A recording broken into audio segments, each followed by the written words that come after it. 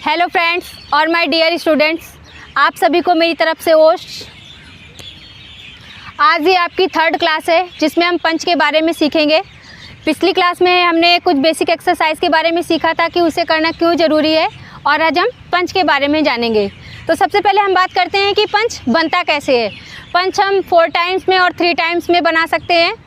सबसे पहले हम अपने हैंड्स ओपन करेंगे, उसके बाद फर्स्ट में आपको ये फिंगर फोल्ड करना है, सेकंड में ये पूरी फोल्ड करना है, थर्ड में ये पंच, फोर्थ में ये आपका थंब थर्ड फिंगर पर जाएगा।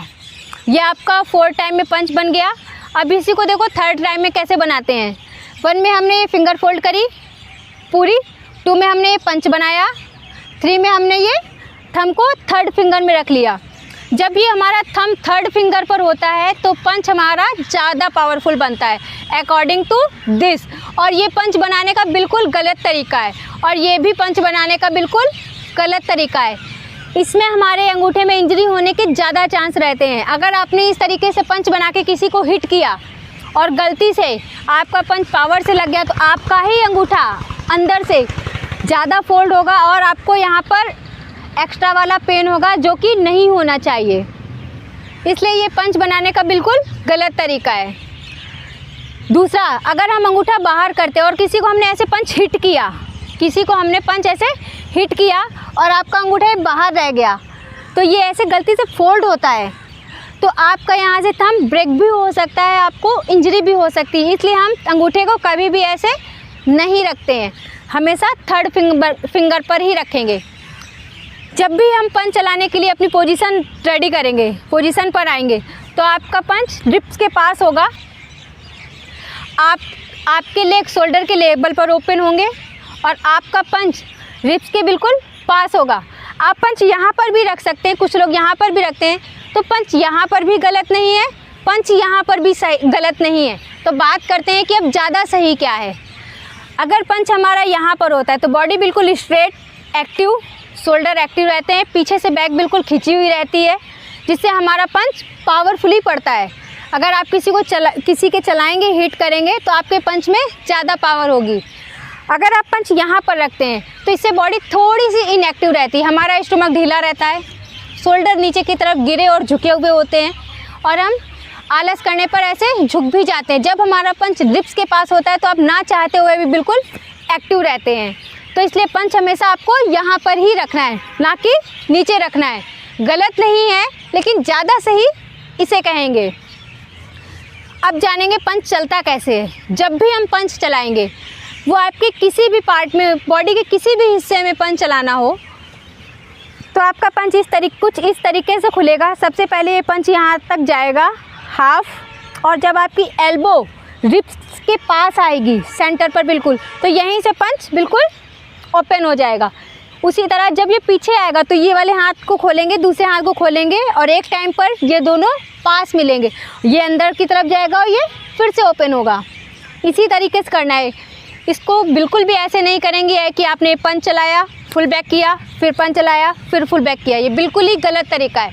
आपको पहले पंच चलाना है और यहीं से फुल बैक करते हुए दूसरा पंच चलाना है। आज हम सीखेंगे राइजिंग पंच के बारे में। राइजिंग को जैपनीज़ में बोलते हैं आगे, पंच को जैपनीज़ में बोलते हैं जुकी, जो कि मैं पहले भी बता चुकी हूँ। ये चलता कहाँ पर है? राइजिंग पंच हमारा फेस पर चलता है। अब देखिए फेस पर कहाँ पर चलेगा। जैसे आपने, और पसना, ठीक है, जैसे आपने राइजिंग पंच चलाया तो राइजिंग पंच आपका फोरहेड पर चलेगा, राइजिंग पंच आपका नोज़ पर चलेगा, राइजिंग पंच आपका चिन पर और लिप पर चलेगा, यहाँ पर बिल्कुल। और राइजिंग पंच को हम नीचे से हिट करते हुए ऊपर की तरफ भी चलाते हैं। राइजिंग पंच को हम 2 तरीके से चला सकते हैं, एक तो डायरेक्ट सीधा फेस, और एक नीचे से जाकर ये ऊपर की तरफ कट मारना, जॉ पर ये कट मारना, यहाँ से गया ये कट मारा, यहाँ से गया ये कट मारा, और ये बिल्कुल स्ट्रेट। तो राइजिंग पंच चलाने के ये 2 तरीके होते हैं। और राइजिंग पंच एक तो खड़े खड़े चलता है, एक मूवमेंट के साथ चलता है। जैसे कि कोई हमसे बहुत ज़्यादा दूर है, हमारा पंच इस तरीके से चल रहा है और अगर हमसे कोई ज़्यादा दूर है तो हम राइजिंग पंच को इस तरीके से चलाते हैं। आपने एक लेग को आगे रखा और ये सीधा फेस, इसे भी राइजिंग पंच बोलेंगे, आगे झुकी बोलेंगे। वापस से जैसे ही हमने राइजिंग पंच के लिए पंच को आगे किया, पैर को आगे करेंगे, यहाँ से ये पैर मिलते हुए जाएगा, ये खड़े, यहाँ से पैर मिलते हुए जाएगा, ये यहाँ से कट, सीधे से ये अपर कट जॉ में।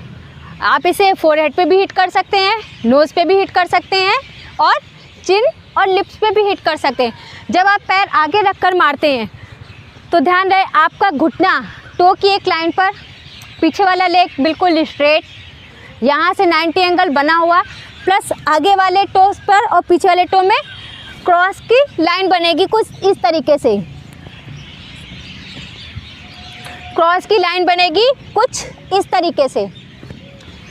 जब भी हम पैर आगे करते हैं तो ना हमारा पैर एक लाइन पर जाता है इस तरीके से और ना ही ज़्यादा पीछे की तरफ, हमेशा क्रॉस बना हुआ, पैर एक लाइन पर होगा, या तो बॉडी इधर गिरेगी या तो बॉडी ऐसे आगे गिरेगी, इसलिए पैर को हमेशा क्रॉस बनाते ही हुए आगे ले जाना है। ये था आपका राइजिंग पंच जिसे हम फेस पर हिट करते हैं। और देखिए जब भी हम पंच को हिट करते हैं तो साउंड कौन कौन सी लगाते हैं और किस तरीके से लगाते हैं। आपने पंच हिट किया तो साउंड लगाएंगे खिया, कुछ लोग ये भी करते हैं किया, कुछ लोग करते हैं हैया। ना हैया गलत है, ना किया गलत है और ना खिया गलत है। एक और साउंड होता है हिया, आपने ऐसे पंच लाया हिया, तो ये 4 तरीके से साउंड लगती है, किया, खिया, हिया और हैया। ये चारों साउंड बिल्कुल भी गलत नहीं है। आपको क्या सिखाया जा रहा है मैटर ये करता है, तो बिल्ड होता है प्लस।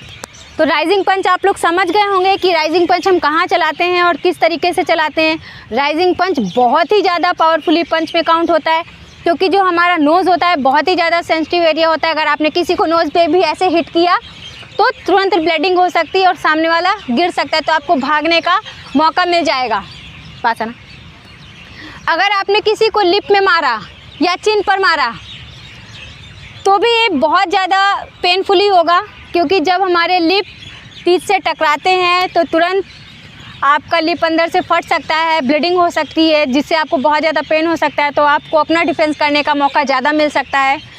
और यहाँ जॉ पे मारेंगे तो भी, जब हम जॉ पे मारते हैं तो अंदर से इसमें चोट लगती है और बहुत ही ज़्यादा लगती है, जिससे आपको कम समय पे ज़्यादा अटैक करने के मौके मिल सकते हैं, आपको भागने का मौका मिल सकता है, आप इंस्टेंट बच सकते हो। और ये जब हम, अगर कभी कोई ऐसी चीज़ हो जाए कि आपको हिट करना है, सामने वाले को डराना है, आप चाहते हैं कि कुछ प्रॉब्लम भी ना हो और सामने वाला डर भी जाए, तो हमें इसका अटैक फोरहेड पर करना है। जैसे हम फोरहेड पर इसका अटैक करते हैं यहाँ से, तो बॉडी तुरंत पीछे की तरफ गिरती है, आपको उसके बाद बहुत सारे मौके मिल जाते हैं मारने के और भागने के, तो आप अपना बचाव बहुत ईजिली और अच्छे तरीके से कर सकते हैं। ये पंच आपका फाइट के लिए भी बहुत अच्छा है, ये पंच आपका रोड फाइट के लिए भी पंच बहुत अच्छा है, और ये पंच आपका डिफेंस के लिए भी बहुत अच्छा है, क्योंकि ये पंच बहुत ही ज़्यादा पावरफुली है। इसलिए इस राइजिंग पंच को, आगे झुकी को बहुत ही अच्छे से सीखें और ध्यान से सीखें। टेक्निक का ज़रूर फॉलो करें कि आपका पंच किस तरीके से जा रहा है, मूवमेंट क्या होना चाहिए, हाथ कहाँ से जा रहा है और कैसे खुल रहा है, फुल बैक कैसे हो रहा है। बिल्कुल इस तरीके से नहीं करेंगे कि आपने फुल बैक किया, ये बिल्कुल गलत तरीका है। तो इस वीडियो को बहुत ध्यान से सीखिएगा, बहुत ध्यान से करिएगा। तो आज की वीडियो यहीं पर ख़त्म होती है। आप सभी को मेरी तरफ से ओश।